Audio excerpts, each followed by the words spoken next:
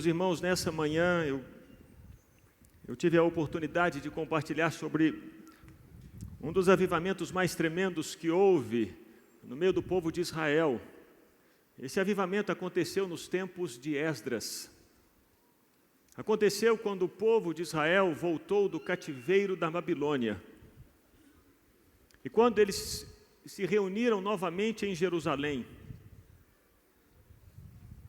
E Esdras orou. A presença de Deus veio de tal maneira sobre o lugar onde Esdras estava orando, que uma multidão se reuniu ao redor de Esdras. Eram homens, mulheres e crianças que choravam amargamente, porque depois de anos, pela primeira vez, eles estavam sendo colocados diante de um espelho, e ali eles podiam enxergar a própria imagem, distorcida, corrompida, suja. E por isso eles choravam. Choravam porque durante anos eles haviam vivido de maneira errada, mesmo depois de terem voltado do cativeiro na Babilônia. Eles haviam estado presos na Babilônia por 70 anos. Voltaram para reconstruir a vida. E ao invés de reconstruírem a vida de uma maneira correta, eles retornaram àquele caminho antigo de pecado. Aquele mesmo pecado que os havia levado para a Babilônia, agora que eles voltavam da Babilônia, eles voltavam a cometer o mesmo pecado. Por isso Esdras orou. E por isso o povo ficou constrangido no coração, porque reconheceu que mais uma vez eles estavam vivendo da mesma maneira. É como porco lavado que volta para a lama, ou como cachorro que vomita e lambe o próprio vômito.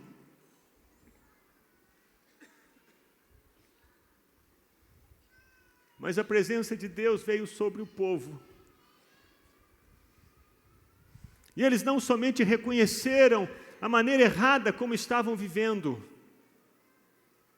mas eles decidiram tomar decisões radicais. Um dos problemas ali naquela época, dos tempos de Esdras, eram os casamentos mistos. Eram as pessoas de Israel que se casavam com mulheres de outros povos. Os israelitas que se casavam com mulheres hititas, egípcias, moabitas e por aí vai. E a questão não era simplesmente o compartilhar da mesma cama, mas desse compartilhar da cama, começava a haver o compartilhamento de cultura, de costumes, de um modo de falar, de um estilo de vida, que contaminava pouco a pouco o povo de Deus. Aquelas pessoas começaram a assumir costumes abomináveis ao Senhor.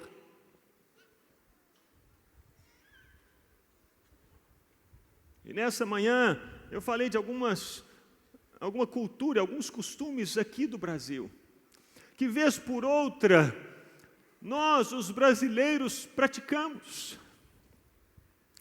Não basta, num momento de culto, tomarmos a consciência do nosso pecado e dizermos: Deus, tem misericórdia de mim, eu preciso mudar. E aí, tão logo saímos do culto e da igreja, 2 dias depois voltamos a praticar os mesmos pecados.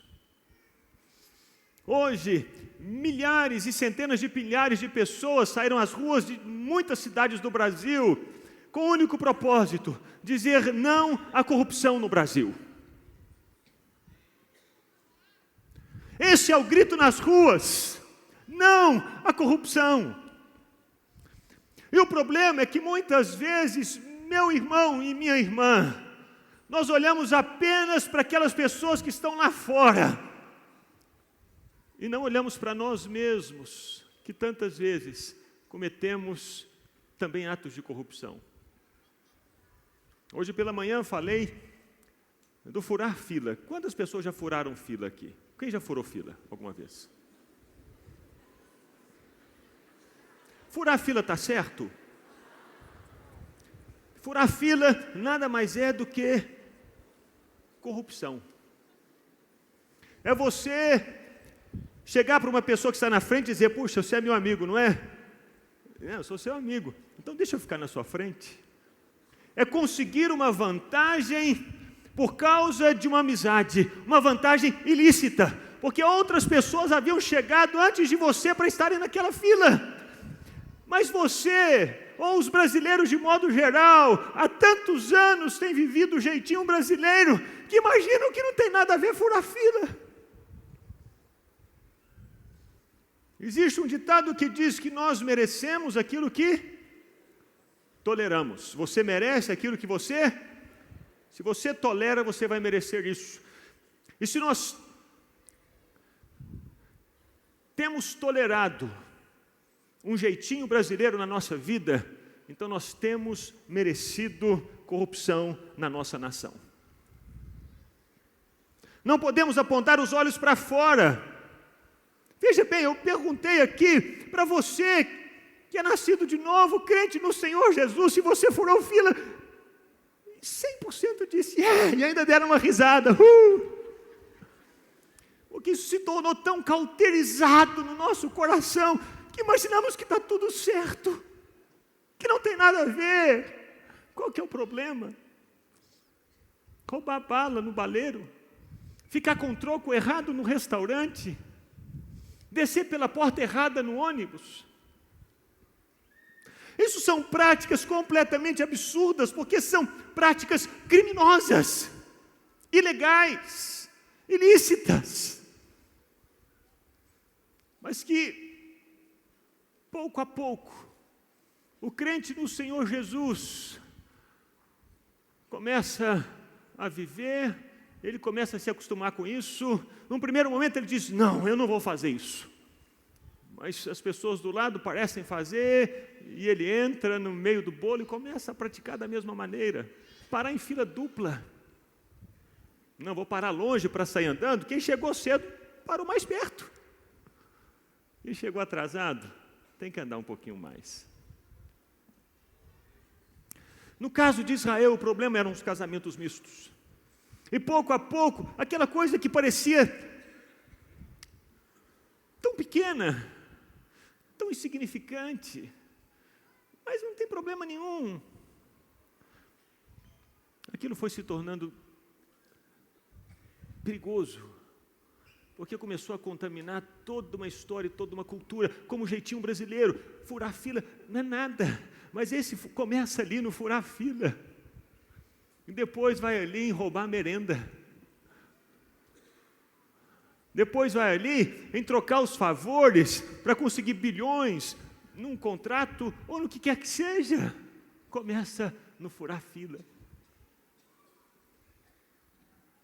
O povo de Israel, ao perceber esse problema da corrupção, ao perceber o modo como a cultura estava sendo distorcida, eles decidiram tomar uma decisão radical. E foi um homem chamado Secanias, filho de Jeiel. Nome difícil, né? Jeiel. Secanias, que se levantou para Esdras e disse, Esdras,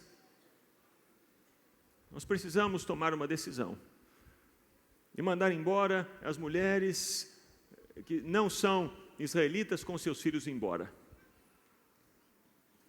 Ele tomou essa decisão porque ele sabia que se Israel continuasse seguindo aquele caminho de idolatria, Israel voltaria novamente para a prisão na Babilônia, porque eles foram para a Babilônia por causa da idolatria. E eles perceberam, estamos vivendo tudo de novo. É a porca lavada que volta para a lama. É o cão que começa a lamber o próprio vômito. Nós precisamos parar com isso, romper com isso e tomar uma decisão radical. Nós precisamos mandar essas mulheres embora com seus filhos para preservarmos o povo de Israel, para que não venhamos a nos perder de novo. Não existe pecadinho ou pecadão, existe pecado. E o pecado só tem um salário, e esse salário é o único pagamento que o pecado vai dar para você, que trabalha para o pecado, é morte. E foi uma decisão radical para Secanias, porque ele era filho de uma mulher estrangeira. O pai dele, Jeiel, havia se casado com uma mulher estrangeira, e ele disse, eu vou embora. com a mamãe, para que o povo todo não morra. Eu me sacrifico para a salvação desse povo. Que nome damos a isso? Isso tem um nome. Chama-se avivamento.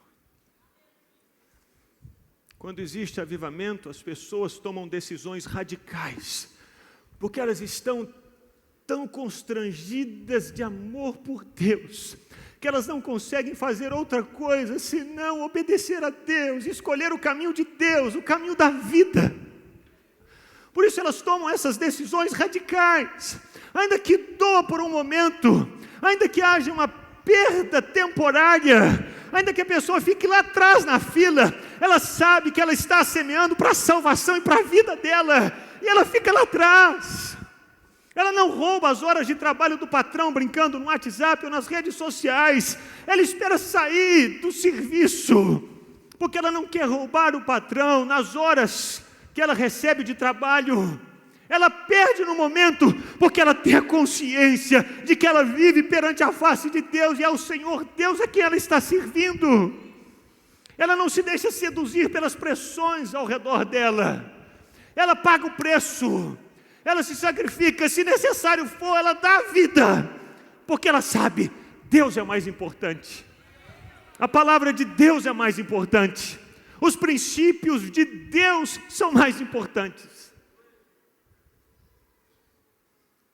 E esse avivamento em Israel foi o avivamento que forjou e formou o povo de Israel, que anos depois, permanecia coeso, permanecia junto e recebeu a vinda de Jesus.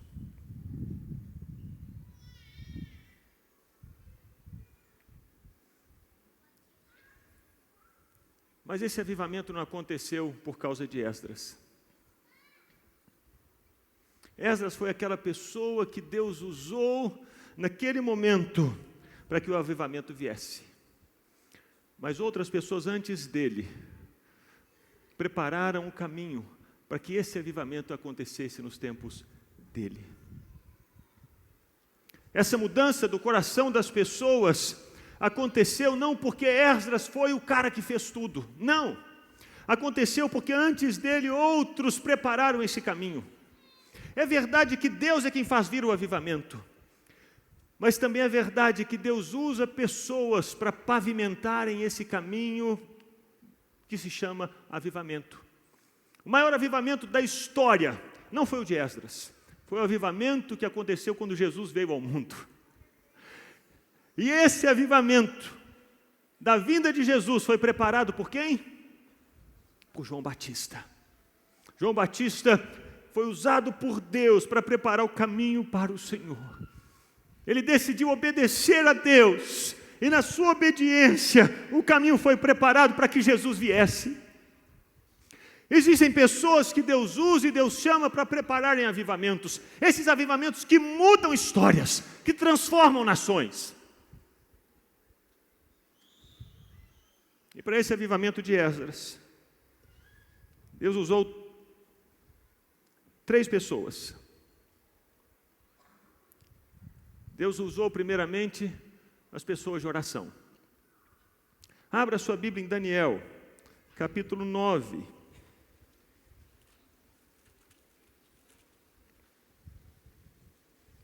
Versículos 1 a 3. Esdras só viu a glória de Deus se manifestar em Jerusalém naquele momento, porque antes de Esdras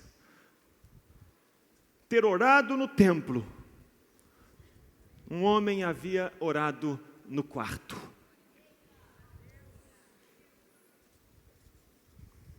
Diz Daniel 9, de 1 a 3, Dario, filho de Xerxes, da linhagem dos Medos, foi constituído governante no reino da Babilônia.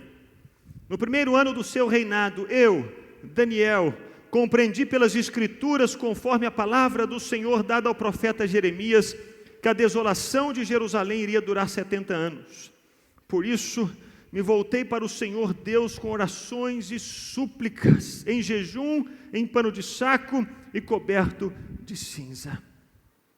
A história do avivamento de Esdras, naquela oração no templo, que como está lá em Esdras 10, aquela história em que as multidões se juntaram e começaram a chorar e a dizer: Deus nos perdoa, em que as pessoas tomaram uma decisão radical, dizendo: ainda que me custe o casamento, a família e tudo mais, até mesmo a vida, eu escolho Deus. Esse avivamento não começou ali, começou anos atrás, porque um homem estava no quarto orando e chorando diante de Deus e dizendo: Deus, o Senhor tem uma palavra para Israel. Eu li no livro de Jeremias, e o cativeiro duraria 70 anos. Senhor, cumpra a tua promessa. Se não houvesse um Daniel orando ali no quarto na Babilônia, não haveria um coração de um rei movido para que o povo de Israel voltasse a Jerusalém e reconstruísse o templo e a cidade, e estivesse preparado para orar juntamente com Esdras. Esdras só pôde orar no templo, porque o templo foi construído. O templo só foi construído porque algumas pessoas reconstruíram esse templo. Essas pessoas só reconstruíram esse templo porque elas voltaram da Babilônia. E essas pessoas só voltaram da Babilônia porque um homem orou. Nenhum avivamento começa sem oração. E não é a oração nos lugares públicos, não é a oração nos ambientes abertos, é a oração no secreto, é a oração diante da palavra de Deus. A Bíblia diz que Daniel abriu as Escrituras, e em cima das Escrituras ele se lembrou das promessas de Deus e disse: Deus, as tuas promessas.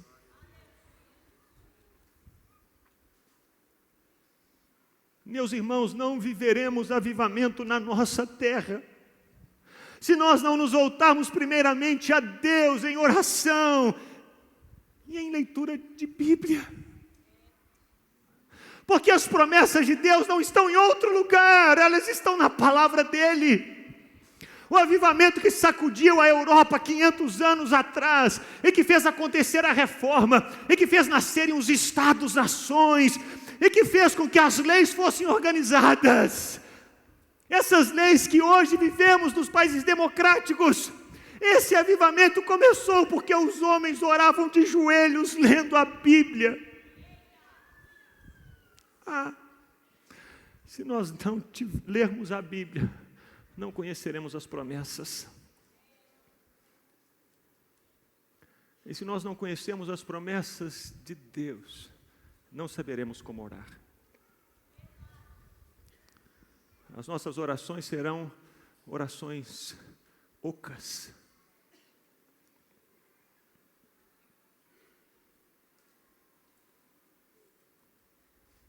Precisamos voltar à Bíblia. O avivamento não começa num púlpito. O avivamento não começa no meio das multidões. O avivamento não começa nos grandes ajuntamentos. O avivamento começa no secreto, quando alguém está de joelhos diante da palavra de Deus e clamando: Deus, as tuas promessas.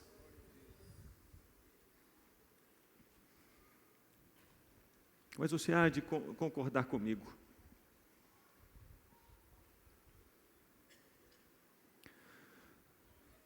Nunca antes na história da humanidade tivemos tantos exemplares da Bíblia espalhados pelas prateleiras das estantes. São bilhões de Bíblias. E nunca antes na história as pessoas leram tão pouco a Bíblia.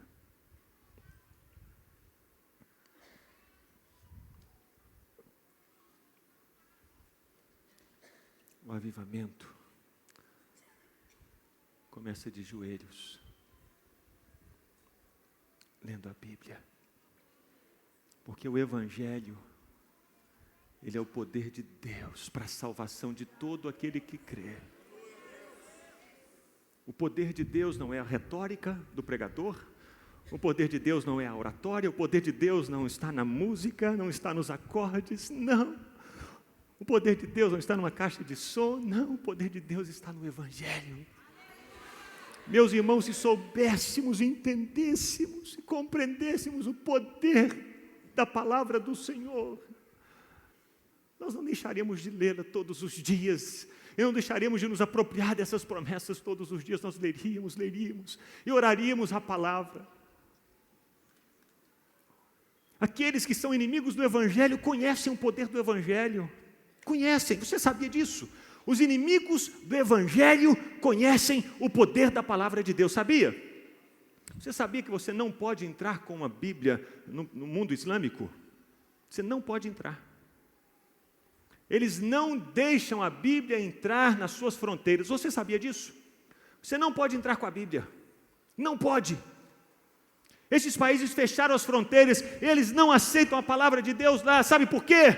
Porque eles sabem que a palavra de Deus tem poder para a salvação de todas as pessoas.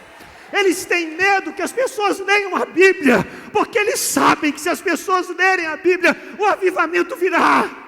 Elas se voltarão para Jesus e reconhecerão que Jesus é o Filho de Deus, que tira o pecado do mundo. E nós temos a palavra conosco, meus irmãos. Houve um avivamento poderoso na Europa 500 anos atrás, porque eles descobriram a Bíblia. Se eu pudesse entrar na sua cabeça, para colocar na sua cabeça, leia a Bíblia, leia, alimente-se desse livro, come esse livro, porque nele estão as promessas em cima das quais devemos orar.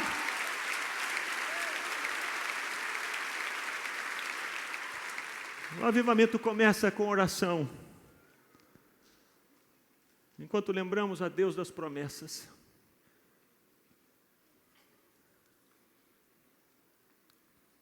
Quando isso acontece, Deus começa a levantar pessoas que são os pioneiros. Em Esdras, e agora nós vamos abrir a Bíblia em Esdras e vamos permanecer aqui no livro de Esdras. Esdras capítulo 1, versículo 1. Nós começamos a ver esse mover de Deus por causa da oração de um homem num quarto lá na Babilônia. Daniel orava e lembrava ao Senhor das palavras do profeta Jeremias e dizia: Deus, o Senhor disse através de Jeremias, 70 anos. E em Esdras 1:1, nós lemos: no primeiro ano do reinado de Ciro, rei da Pérsia, a fim de que se cumprisse a palavra do Senhor, falada por Jeremias, o Senhor despertou o coração de Ciro, rei da Pérsia, para redigir uma proclamação e divulgar em todo o seu território nesses termos. A oração de um homem no quarto secreto lá na Babilônia fez com que Deus movesse a sua mão e tocasse o coração do maior rei daquele tempo, Ciro, e aquele rei redigisse um decreto dizendo que os israelitas voltem para Jerusalém para reconstruírem o templo. Por causa da palavra de Jeremias, Deus, que foi lembrado por Daniel, nas orações de Daniel. Puxa, mas Deus precisou se lembrar, ele se esqueceu? Não, Deus não se esquece.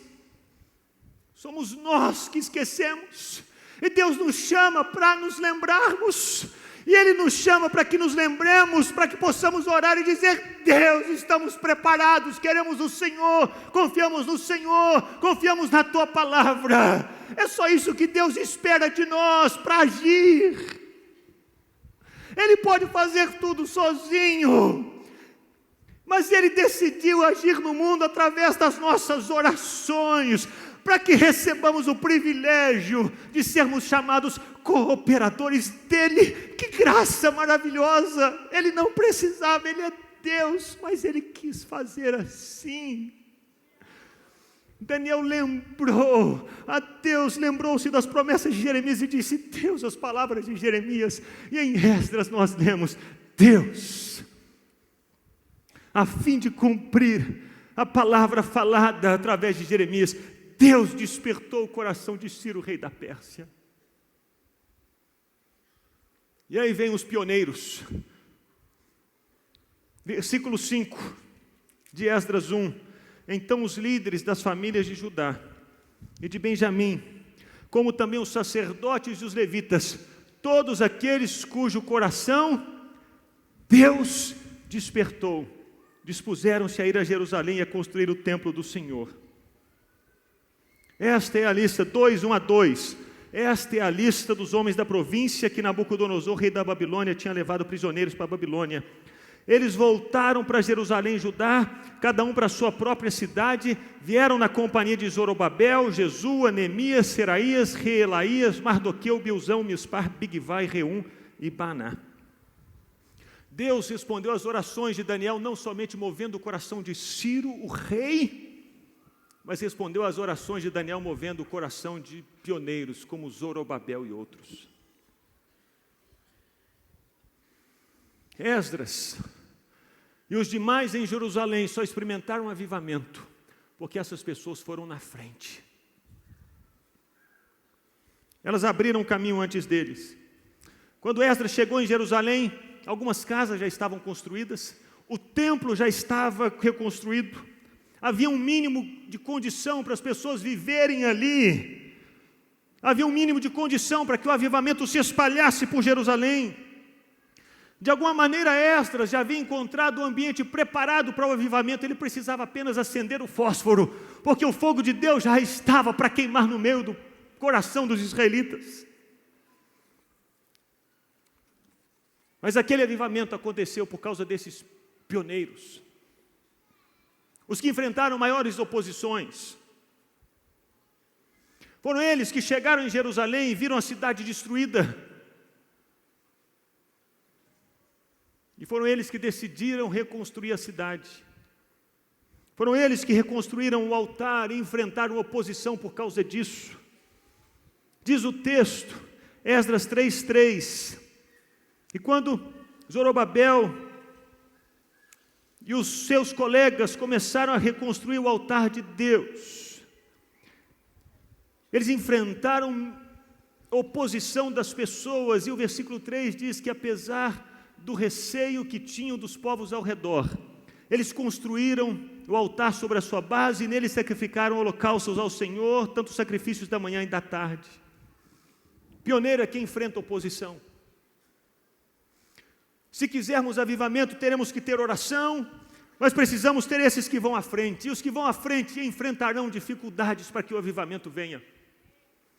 Resistência para que o altar da adoração fosse construído, resistência para que o templo fosse reconstruído. Versículos 4 e 5 de Esdras 4 diz que gente da região começou a desanimar o povo de Judá e aterrorizá-lo para que não continuasse a construção. Pagaram alguns funcionários para que se opusessem ao povo e frustrassem o seu plano. E fizeram isso durante todo o reinado de Ciro, até o reinado de Dario, rei da Pérsia.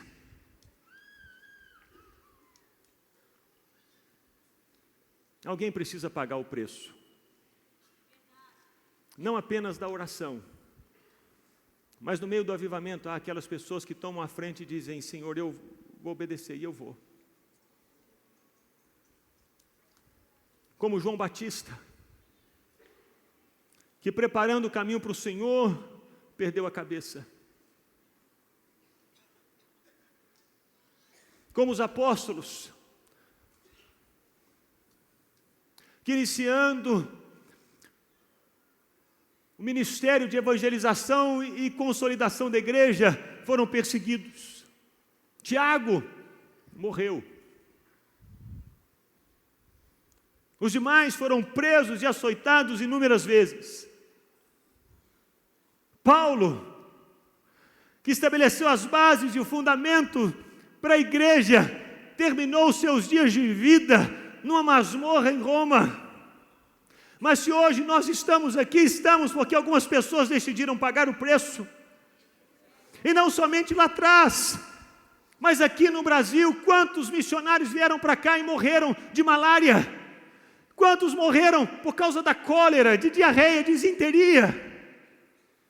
Quantos perderam a esposa e os filhos nessa terra? Porque decidiram dizer: Deus, eu ouvi a tua voz, existe um clamor, existe um povo que precisa ouvir a mensagem, eu vou. Esses são os que enfrentam resistências. São esses que enfrentam o medo dos outros. O que eles vão pensar de mim? Se eu me levantar para pregar, se eu me levantar para contradizer e dizer para as pessoas: isso está errado, elas vão se levantar contra mim.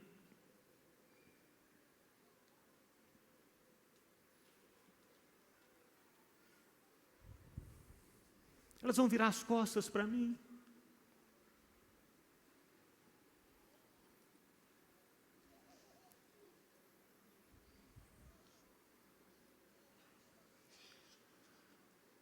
Temos orado pelo Brasil.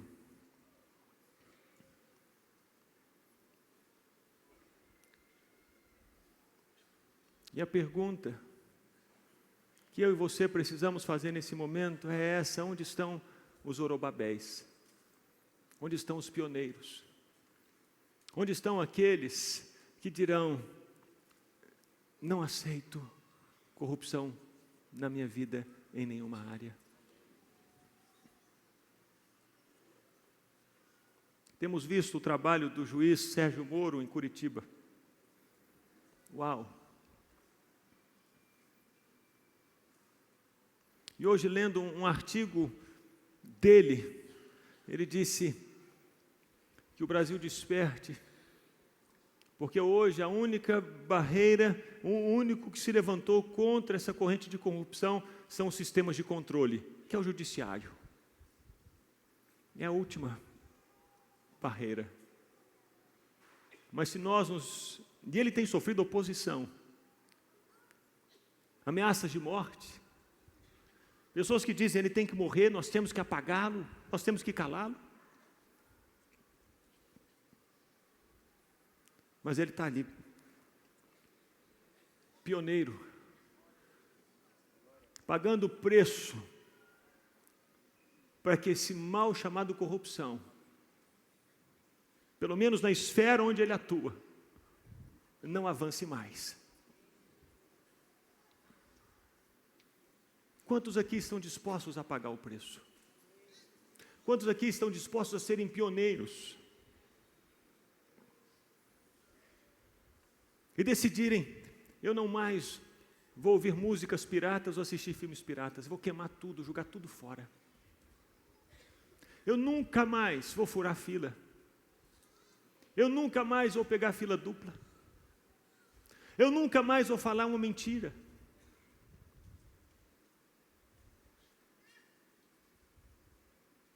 Eu nunca mais vou ficar com um troco quando me derem um troco errado. Eu nunca mais vou dar um jeitinho para que meu colega de trabalho se dê bem, ainda que ele fique com raiva de mim, ainda que ele vire as costas para mim. Ainda assim eu vou optar pela verdade, ainda assim eu vou optar pela reconstrução do meu país, ainda assim eu vou começar a colocar essas pedrinhas e vão ser o país Brasil daqui a poucos anos. Eu não mais vou colar na prova e não vou aceitar cola. Se eu estudei, se eu não estudei, eu tomo 0. Mas eu não posso sair nas ruas de Belo Horizonte gritando: fim à corrupção. Se eu sou um daqueles que cola na prova ou passo cola para os colegas, isso é errado. É enganar o professor, é enganar a todos. Alguém precisa se levantar e dizer: eu assumo a frente, eu quero ser pioneiro, ainda que eu sofra resistência, ainda que os outros me persigam, ainda que os meus amigos virem as costas para mim, eu faço uma escolha, eu escolho fazer o certo. Há necessidade de pioneiros.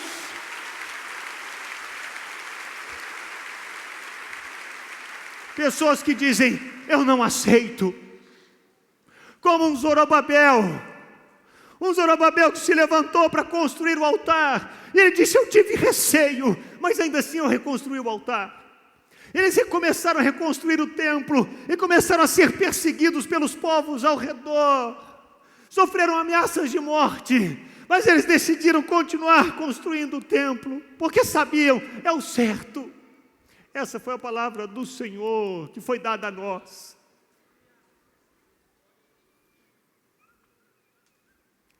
Precisamos de gente que se disponha a sair do comodismo, da mesmice, como um Zorobabel que saiu da sua casa tranquila, lá onde ele estava, numa cidade da Babilônia. Era Babilônia, mas ele estava bem. Tinha casa, tinha comércio, tinha comida. E precisou fazer uma viagem para mudar de país, para chegar numa cidade destruída pela guerra e começar tudo de novo. Mas quando Deus falou e moveu o coração dele, ele só teve uma resposta: sim, eu vou. Custe o que custar, aconteça o que acontecer, quer as pessoas gostem ou não, quer as pessoas virem as costas para mim ou não,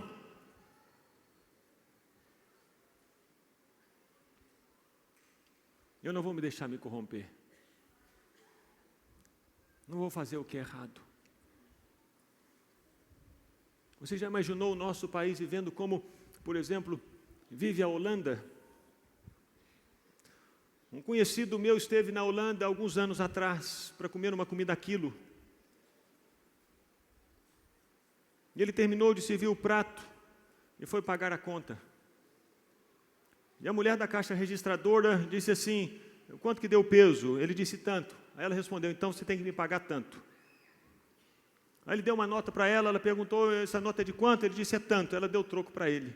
E ele assustou com essas perguntas da mulher. Mas quando ele olhou para ela, ele percebeu que aquela mulher da caixa registradora era cega. Uma mulher cega na caixa registradora. Aqui, os brasileiros querem rir, porque acham que loucura, porque nós temos essa mentalidade do roubo, da corrupção, do passar os outros para trás. E se hoje nos tem passado para trás, é porque lá atrás nós passamos outros para trás. Mas que haja, meus irmãos, gente aqui que se levante como pioneiro para dizer: Deus, ainda que as pessoas gritem comigo, ainda que as pessoas riam da minha cara, ainda que as pessoas zombem de mim dizendo: você é um bobo, eu escolho fazer o certo, porque eu estou semeando num país diferente. Eu quero um país mudado, e vai começar, não lá do lado de fora, vai começar em mim, na minha vida, nas minhas escolhas. Eu quero ser pioneiro. O avivamento começa com pioneiros. O avivamento de Esdras começou porque um Zorobabel foi na frente e disse: eu vou. E não é fácil. E porque não é fácil para os pioneiros, Deus levanta os profetas. Enquanto Zorobabel estava ali, nessas lutas dentro dele mesmo, por causa das pressões de todos os lados, Deus levanta profetas. Esdras 5, 1 e 2 diz assim: ora, o profeta Ageu e o profeta Zacarias, descendente de Ido, profetizaram aos judeus de Judá e de Jerusalém em nome do Deus de Israel que estava sobre eles. Então Zorobabel, filho de Sealtiel, e Jesua, filho de Josadaque, começaram a reconstruir o templo de Deus em Jerusalém, e os profetas de Deus estavam com eles e os ajudavam. Não pense e você que decide ser pioneiro, dizendo: sim, Senhor, e comece em mim, na minha casa, e comece a partir de mim na minha família, e comece a partir de mim na minha sala de aula, e comece a partir de mim no meu trabalho, e comece a partir de mim nas ruas da cidade. Não pense que você estará sozinho. Nos momentos de desânimo, nos momentos de tristeza, quando você acha: eu não vou conseguir, Deus está pesado, saiba, Deus levantará profetas. Pessoas que estarão do seu lado dizendo: não desista, permanece firme, esse é o caminho, ande nele. Pessoas que vão segurar as suas mãos, que vão caminhar com você, dizendo: não desista.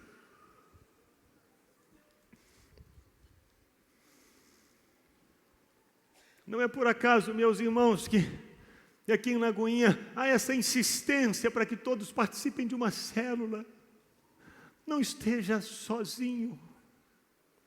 O avivamento não é feito por uma pessoa solitária.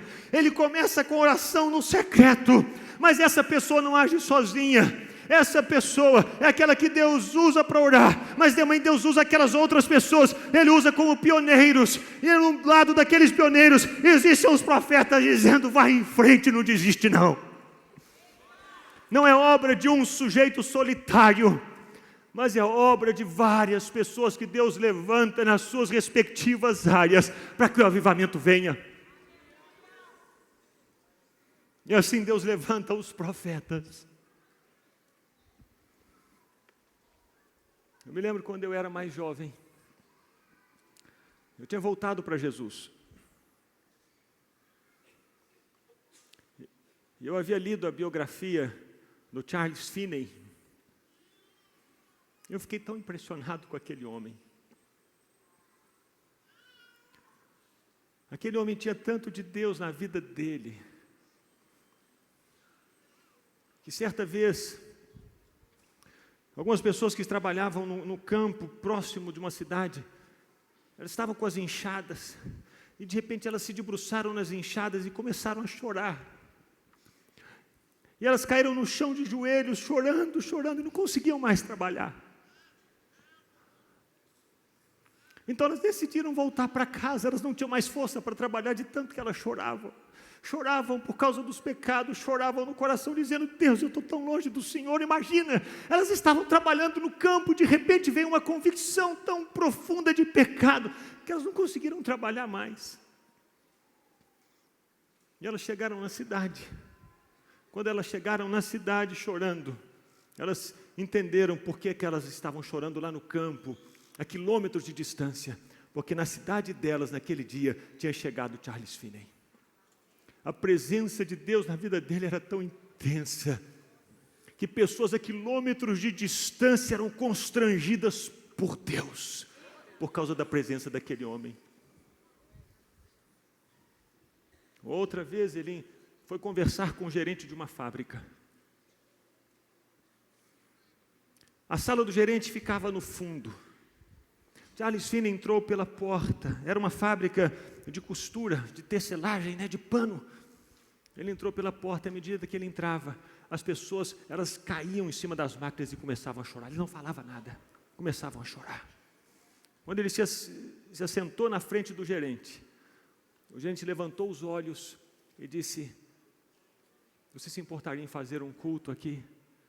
Porque ninguém aqui mais tem condição de trabalhar. Nós precisamos de Deus. Aí eu li a história desse homem. E li que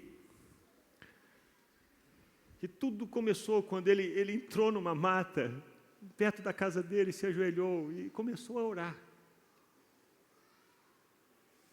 E eu orava dizendo: Deus, me enche com o Espírito Santo, me enche com o Espírito Santo. E de repente, depois de um tempo de oração, Deus começou a usá-lo assim tão tremendamente. Eu terminei de ler essa biografia, e sabe o que foi que eu fiz? Eu fui para o quartinho de oração lá na casa dos meus pais. Eles tinham um barracão no fundo, lá tinha um quarto, e eu havia feito daquele quarto o meu quarto de oração. Todos os dias eu ia para lá. Eu me ajoelhei. E eu comecei a orar: Deus, aquilo que o Senhor fez com o Charles Finney, faz comigo. Faz comigo. E fiquei ali 30 minutos, 1 hora, 1h30, Deus, faz comigo. E 2 horas eu permaneci ali de joelhos: Senhor, eu preciso. 3 horas depois, eu me levantei, frustrado. Aquilo não tinha acontecido comigo. Eu saí de casa e fui me encontrar com a tia Helenita. A tia Helenita é irmã da mamãe, uma mulher tão preciosa. Tive muitos momentos de jejum com ela e oração com ela. Hoje a tia Helenita está no hospital, quase partindo para Jesus. Mas eu fui na casa da tia Helenita. E ela olhou para mim e disse: filho, o que está acontecendo? Você está tão abatido. E eu respondi: tia, eu li a história assim, assim, assim, contei para ela a história do Finney. E aí eu fui para o meu quarto de oração, tia, e comecei a orar e pedir: Deus, faz isso comigo, e Deus não fez. Eu não sei porquê, será que tem alguma coisa errada comigo? Ela olhou para mim e disse: filho, o livro só contou aquela vez em que ele entrou na floresta e orou daquele jeito e saiu dali cheio do poder de Deus. Mas não contou todas as outras vezes que ele entrou na mesma floresta para orar e saiu do mesmo jeito. Então não desiste não, continua orando. Continua orando. São profetas. São pessoas que Deus coloca do nosso lado para nos dizerem: não desiste não. O caminho está difícil. Você tem chamado as pessoas para oração e elas não têm ido. Você quer desanimar? Não desista. Você tem chamado as pessoas para um compromisso com Deus e elas não querem. Você quer desanimar? Não desista. No seu trabalho você tem buscado falar com as pessoas, age de maneira correta, elas riem de você. Você quer desanimar e está quase se deixando levar. Não se deixe levar, não desista, porque o caminho do avivamento é construído por essas pessoas, pelos que oram, pelos que são pioneiros e pelos profetas que estão do lado dessas pessoas dizendo: continua, continua, esse é o caminho do Senhor, ande por ele, não desista, não desista, não desista. E é somente quando o caminho está preparado, meus irmãos, quando o caminho já foi pavimentado pela oração no secreto, pelos pioneiros, aqueles que foram à frente e sofreram resistência de todo tipo, mas permaneceram firmes porque não estavam sozinhos, havia profetas do lado deles. Quando o caminho está preparado, aí sim, aí vem o avivamento. O avivamento é construído, ele é pavimentado por essas pessoas específicas, diferentes. Por homens como Daniel, que tinha 90 anos quando começou a orar para que o povo voltasse para Jerusalém. Ou como Zorobabel, que disse: eu vou, Senhor. E como esses homens e mulheres, profetas de Deus, que Deus coloca do nosso lado para nos encorajarem.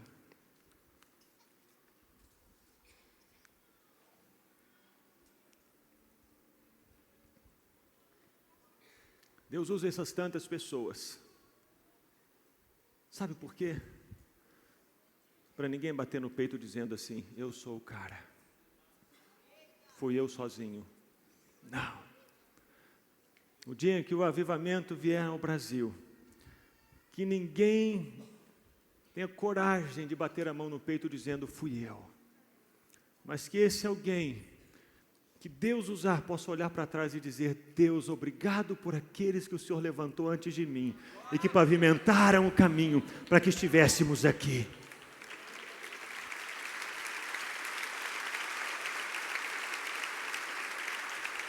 Se hoje nós temos um juiz em Curitiba e promotores em Curitiba, eles estão como que preparando o caminho, não é verdade? Uau!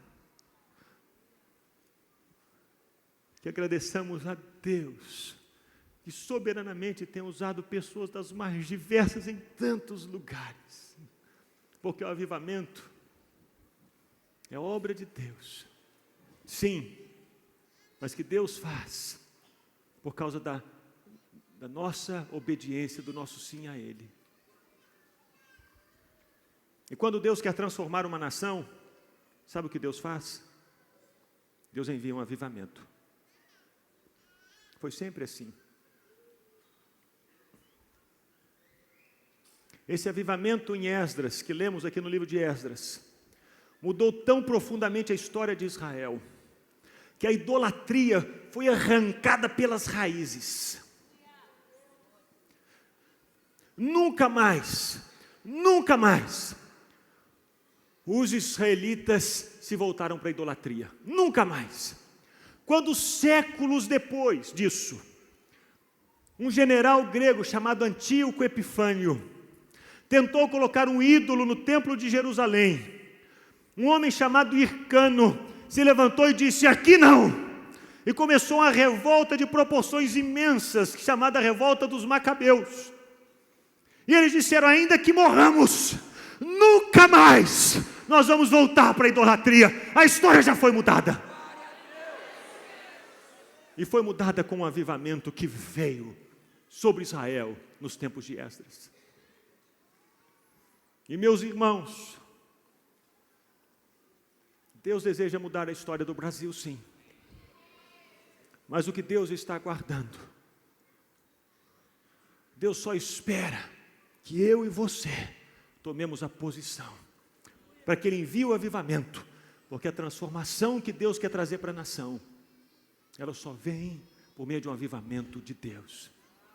Quando Deus quer transformar nações, Deus envia avivamentos. A Inglaterra estava perdida. A França tinha matado um tanto de gente na guilhotina. A Revolução Francesa tinha destruído o país. A Inglaterra estava seguindo o mesmo caminho. Deus enviou um avivamento. Em 40 anos, a Inglaterra foi mudada. 40 anos. E hoje, se vemos os ingleses corretos, honestos, eles não foram assim o tempo todo. Eles começaram a agir assim depois do avivamento de Wesley. Tem pouco mais de 100 anos que a história deles foi mudada. E foi mudada por causa de um avivamento. O avivamento foi tão profundo na Inglaterra. Você sabia disso? Que os cavalos, até os cavalos foram impactados. Sabia disso? Você sabia? Os cavalos eram os animais usados pelos ingleses para levarem o carvão das minas para as fábricas. E de repente, no meio do avivamento, os cavalos começaram a não mais obedecer às pessoas. As pessoas falavam com os cavalos e eles não mais seguiam, levando o carvão para as fábricas. Empacavam. Por quê? Porque antes do avivamento, os cavalos andavam debaixo de palavrão. No avivamento, as pessoas mudaram a maneira de falar. Não conseguiam mais falar palavrão e os cavalos não entendiam. Porque o avivamento muda o linguajar do povo. E se hoje ouvimos os ingleses falando tão polidamente, não pensemos que foi sempre assim. Isso aconteceu por causa de um avivamento. Quando Deus deseja transformar um país, Deus envia um avivamento. E para enviar um avivamento, Deus chama pelos construtores do avivamento. Pessoas que oram, pessoas que são pioneiras, e aqueles profetas que estão do lado dos pioneiros dizendo: vamos em frente, não desiste não, o Senhor é contigo. Nós precisamos, não é verdade? Precisamos de um avivamento. E quem Deus vai levantar aqui nessa noite? Eu queria que você, sentado assim como está, fechasse os seus olhos e orasse ao Senhor. Você pode achar que está tudo perdido, mas Deus não calou os profetas dele. Deus não enterrou as promessas que Ele fez. Deus está à procura. Deus está à procura. Deus está procurando pessoas que Ele possa usar. Pessoas que vão pavimentar o caminho para o avivamento. Pessoas que vão ser ousadas e vão ser pioneiras. Pessoas que vão tomar a frente e assumir a postura correta, e que vão permanecer firmes mesmo no meio das tempestades, mas elas não vão arredar o pé, porque sabem, isso é o certo, é o certo. E pessoas que vão ser como profetas ao lado dessa pessoa, para dizer: continua firme, Deus é contigo. Oh Deus, levanta aqui, Senhor, entre nós essas pessoas, Senhor. Levanta essas pessoas, Senhor. Levanta essas pessoas, Senhor. Que hoje venha uma sede, uma fome da Tua presença, da Tua palavra no coração de cada um aqui, Senhor. Que hoje centenas de pessoas, milhares de pessoas aqui e em casa sejam constrangidas a buscarem o Senhor, lendo a Bíblia, para orarem as Tuas promessas. Que haja um despertar novamente de fome e sede pela Tua palavra. Coloque isso nos corações, ó Deus, coloque isso nos corações, para que as orações sejam feitas em cima da Tua palavra. Deus, as Tuas promessas está escrito. Traz nova fome.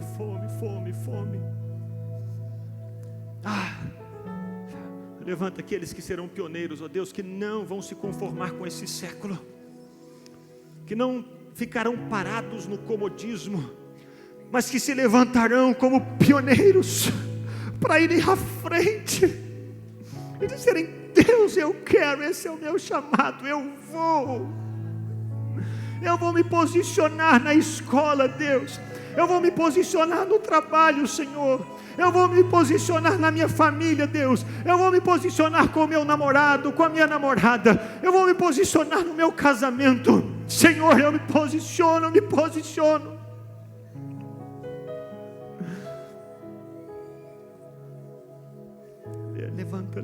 Levanta, Senhor, levanta.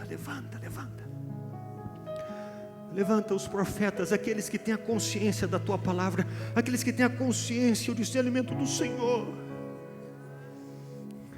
para que sejam os encorajadores, para que estejam do lado, dizendo: isso mesmo, estamos juntos, esse é o caminho do Senhor, andai nele.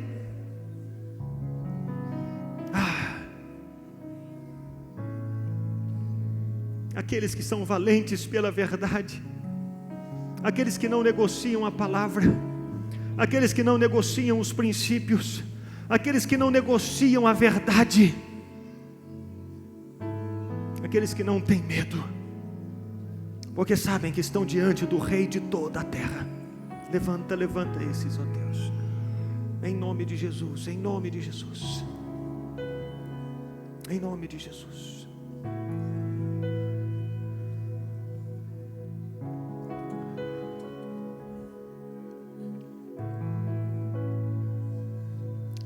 Você está aqui nessa noite e você sabe que você precisa se reconciliar com Deus, ou se você deseja entregar a sua vida a Jesus, nós vamos ter mais uma oração. E quando todos nos levantarmos, você que deseja tomar essa decisão, entregando a vida a Jesus, ou se reconciliar com Jesus, você sabe que está longe, e que desse jeito como você está, dessa maneira como você tem vivido, você está perdido, você precisa voltar para Jesus. E a Bíblia diz, Jesus falou que aquele que me confessar diante dos homens, eu também confessarei diante do meu Pai que está nos céus. Então nós vamos ter mais uma música, e quando tivermos essa música, nós vamos ficar todos de pé, e você que deseja entregar a vida a Jesus ou se reconciliar com Ele, você vai sair do seu lugar, você vai vir aqui para o altar, fazer o seu compromisso com Deus.